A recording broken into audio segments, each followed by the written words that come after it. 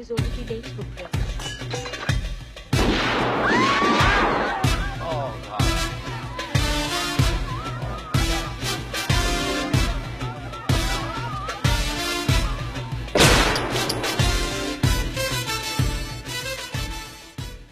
நாதுராம் கோட்சேன்னு ஒருத்தர் தான் RSS இயக்கத்துல. அவனை கூப்பிட்டு என்ன பண்ணாங்க, நீ RSS இருந்து விலகிறதா ஒரு கடிதம் கொடு அப்படின்னு கொடுத்துட்டு இஸ்மாயில் பச்சை வேற குத்துறாங்க. பச்சை குத்தி அவனுக்கு சுண்ணத்தையும் பண்ணி அவங்களுக்கு துப்பாக்கியும் கொடுத்து நீ போய் காந்திய காலி பண்ணு. கோட்சே அவன் தன்னை இஸ்லாமியர், தன்னை பிடிபட்ட பிறகு தான் இஸ்லாமியராக தெரிய வேண்டும் என்பதற்காக சுண்ணத் செய்து கொண்டு போய் கொலை செய்தது என்பதும் உண்மை.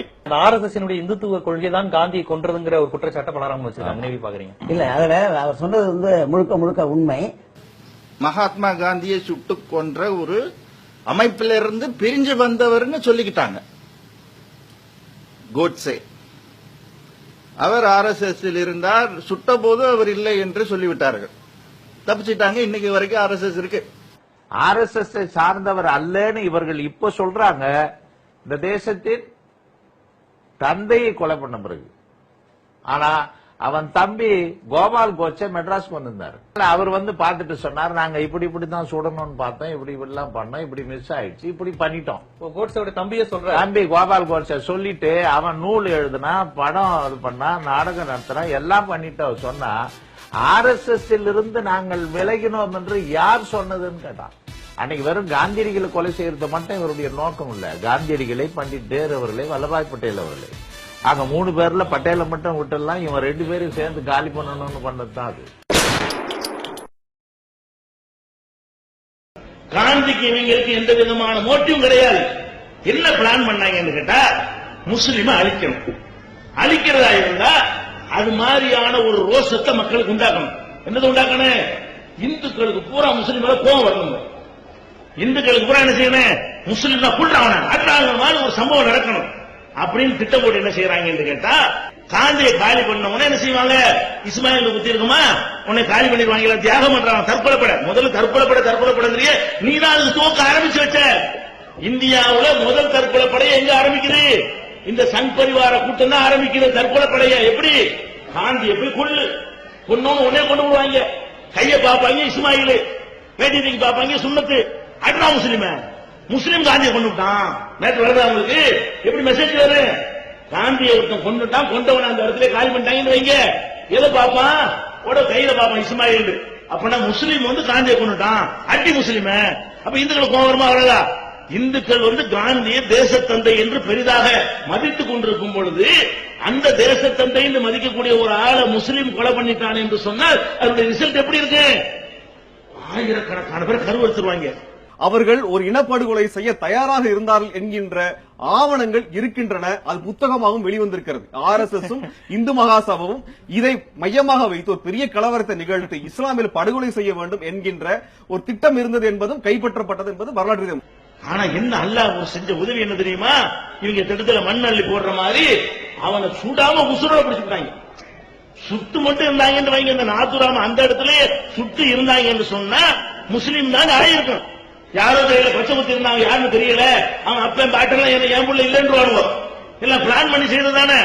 உசுரோட பிடிச்ச உடனே, மிதிக்க வேண்டிய விதத்துல மிதிச்ச உடனே இவர் பெரியார ரொம்ப குரல் கொடுத்தார்.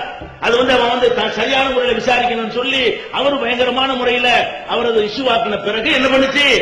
புடிச்சு கேட்டா அவன் பேர் நாதுராம் கோட்சேங்கிறதும், இந்த மாதிரி கொள்றதுக்காக வேண்டிய முஸ்லீம் வேஷம் போட்டதும், பச்சை குத்துறத முஸ்லீம் குத்த மாட்டான். இந்த நாளைக்கு கூட கிடையாது. முஸ்லீம் பச்சை குத்துவான், முஸ்லாத்துல பச்சை குத்த கூடாது. இருந்தாலும் அவன் என்னதுக்கான் பச்சையை குத்திட்டு இந்த மாதிரி போனேன், இந்த மாதிரி செஞ்சா முஸ்லீம்களை அழிப்பாங்க என்பதற்காக வேண்டி திட்டம் போட்டு செஞ்சேன். புடிச்சு உசுரோட புடிச்சு மிதிச்சதுனால அவன் முஸ்லீம் இல்லைங்கிற ஒரு விஷயம் உலகத்துக்கு தெரிஞ்சது. ஆனா அந்த விஷயம் வர்றதுக்கு இடையில திருப்பூர் போன்ற ஊர்கள்ல எல்லாம் கூட பெரிய கலவரம் ஏற்பட்டு நிறைய முஸ்லீம்கள் கொல்லப்பட்டுட்டாங்க. நாடு முழுவதும் அதுல ஒரு 2000 பேருக்கு மேல நினைச்சாங்க கொல்லப்பட்டாங்க. 2 லட்சம் பேர் கொல்லப்பட்டிருப்பாங்க. இது வந்திருக்காது. எதனால இந்த காந்தி எதுக்கு நான் சொல்றேன்? இவங்களுடைய வழிமுறை என்னன்னு சொன்னா, அவங்க சமுதாயத்து ஆளையே அழிப்பானுவோம், அவங்க கோயிலையே அழிப்பானுவோம், அவங்களுடைய கடவுள் சிலையவே உடைப்பாங்க. அதெல்லாம் அவங்களுக்கு தேவை கிடையாது. முஸ்லீம் மேல பழி வரணும், முஸ்லீமை கொல்லணும், முஸ்லீமை விரட்டணும், முஸ்லீமை அழிக்கணும். தேசப்பிதா மகாத்மா காந்தியை சுட்டுக் கொன்ற கோட்சேவுக்கு சிலை வைப்பதில் எந்த தவறும் இல்லை என இந்து மக்கள் கட்சி தலைவர் அர்ஜுன் சம்பத் தெரிவித்துள்ளார். கோட்சேக்கு அவங்க கட்சி தலைவருக்கு அவங்க ஒரு சிலை வச்சா என்ன தப்பு? ஏன் என்ன தப்பு சொல்லுங்க? மகாத்மா காந்தியை கொன்னவனுக்கே சிலை வைக்கணும்னாரு இவரை மக்கள் மன்னிப்பாங்களா? பகிரங்கமாக தேசத்தந்தையை கொலை செய்தவரை தேசபக்தன் என்று சொல்லக்கூடிய அயோக்கியத்தனம் உலகத்தில் எங்குமே நடக்காது. அது எங்குமே நடக்காது. அது இங்கு நடந்து கொண்டிருக்கக்கூடிய ஒரு காட்டுமிராண்டி கும்பலோடு பேசுவதற்கு என்பது எங்களுக்கு மிக மிக வருத்தமாக இருக்கிறது. இது நீங்க என்ன சொல்ற கொலை எப்படி நியாயப்படுத்துவீங்க? ஒரு கொலைகாரன் தான். தமிழகம் முழுவதும் 51 இடங்களில் அவரது சிலை அமைக்கப்பட உள்ளதாக இந்து மகாசபாவின் மாநில தலைவர் பாலசுப்ரமணியன் தெரிவித்துள்ளார். கோவையில் செய்தியாளர்களிடம் பேசிய பாலசுப்ரமணியன், நாதுராம் கோட்சேவின் சிலை வடிவமைக்கும் பணிகள் நடைபெற்று வருவதாகவும், கோட்சேவின் வாக்குமூலம் அடங்கிய புத்தகமும் பல லட்சம் பிரதிகள் அச்சிடப்பட்டு வருவதாகவும் கூறினார். தீவிரவாதிகளையும் பயங்கரவாதிகளையும் நாம் எப்படி நடத்துகின்றோமோ, எப்படி அவர்கள் மீது நடவடிக்கை எடுக்கின்றோமோ, அதேபோல் கோட்சேக்கு சிலை வைக்க வேண்டும் என்று சொல்லவர்கள் மீது தமிழக அரசு நடவடிக்கை எடுக்க வேண்டும். அப்படி நடவடிக்கை எடுக்க தவறினால் காங்கிரஸ்காரர்கள் இந்து மகாசபை அலுவலகத்திற்கு முன்பு முற்றுகை போராட்டம் நடத்த வேண்டிய சூழ்நிலை ஏற்படும். கோட்சேக்கு கோவில் கட்டணும்னு நினைச்சவங்களும் இருந்தாங்க. நல்லா இருக்காது, இமேஜ் கெட்டு போயிடும், நிறுத்தி வச்சிருக்காங்க. காந்தியை சுட்டுக் கொன்றவனுக்கு சிலை வைப்போம் என்று சிலர் பேசுகிறார்கள். இந்த நாடு அமைதியா இருக்கிறது. எத்தனை பேர் தூக்கில போட்டீங்க? இந்த மாதிரி கோட்சேவுக்கு இது கட்டுறது, சிலை வைக்கிறது போறதெல்லாம் இதெல்லாம் அனுமதிக்கவே முடியாது. இந்த மாதிரி பேச்சே அனுமதிக்க முடியாது. இவர்கள் பேர்ல கடுமையான வழக்கு தொடரும். காந்தியடிகளையே காலி பண்ற அளவுக்கு இந்த வெறி வருவதற்கு என்ன காரணம்னா, இதுக்கு இந்துத்துவா கொள்கை. இந்த தேசத்தின் விடுதலையை பெற்று தந்த போது அன்னைக்கு மிகப்பெரிய துக்க தினம் கொண்டாடினார்கள். கருப்பு கொடியும் காவி கொடியும் ஏற்றி வைத்து விட்டு 500 சேவாக்கள் எல்லாம் சுத்தி நின்று மாரடித்து அழுதார். இந்த தேசத்தின் விடுதலையை பெற்று தந்த போது அன்னைக்கு மிகப்பெரிய துக்க தினம் கொண்டாடினார்கள்.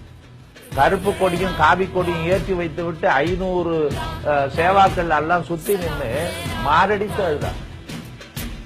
இந்த நாடு எங்கேயோ போய்விட்டதே அப்படின்னு கதறினார். இந்த தேசத்தின் விடுதலையை ஏற்காதவர். நடந்திருக்கலாம், ஆனால் அதெல்லாம் பல்லாண்டுகளுக்கு வரலாறு சாருது. வரலாறு எவ்வளவு வரலாறு.